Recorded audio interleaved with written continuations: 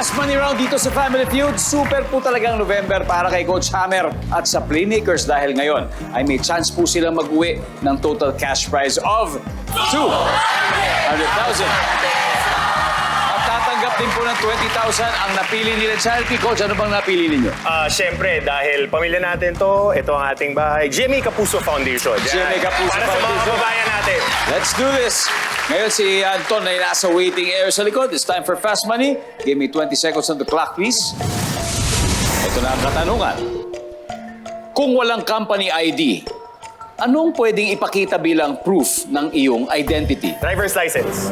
Sa trabaho, bakit nagmamadaling umuwi ang isang empleyado? Para umuwi sa asawa. Pag malaki ang bahay, pwedeng maglagay ng anong negosyo? Yellow. Sign na ang nabili mong refrigerator ay peke. Hindi lumalamig yung freezer.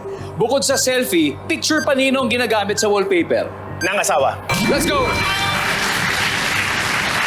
Kung walang company ID, pwede pakita na proof ng iyong identity. Siyempre, driver's license. Andiyan ba yan sa survey? Papansin! Uy! 5, mababa!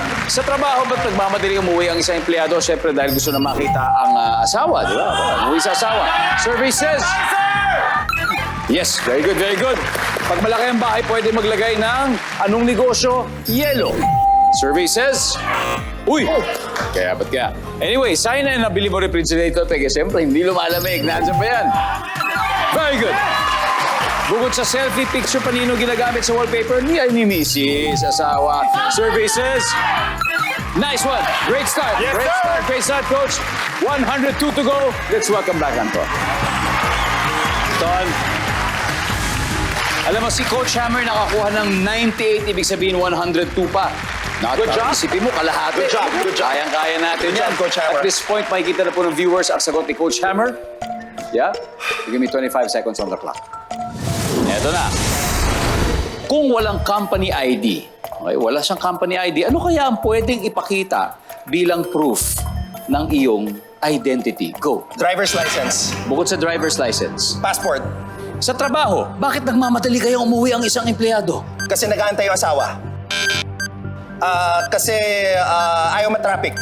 Pag malaki ang bahay, pwedeng maglagay ng anong negosyo? Restaurant. Sign na ang nabili mong refrigerator ay peke. Hindi lumalamig. May rust.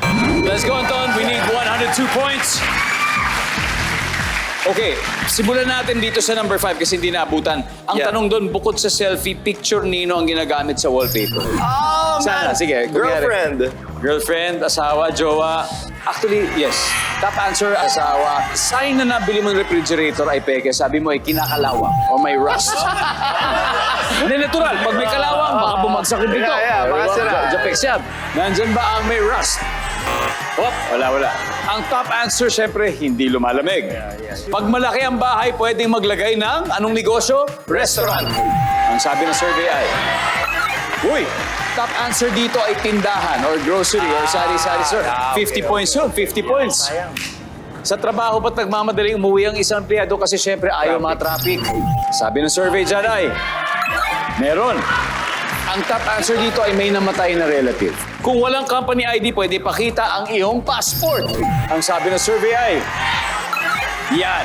Ang top answer dito ay SSSID. Anton, anyway, congratulations, Thank pare. you so much. Nanalo pa rin kayo. thank you. 100,000 pesos to Playmakers. Let's welcome back, of course, our courtside reporters. Guys, panalo ha? Panalo pa rin. Kayla, ladies, thank you for joining. I hope you had fun. That was our last round. Sa ulitin. Ang hirap ng last round. And, congrats sa inyo pa rin. Congrats ha, sa ulitin. Siya na. Alright.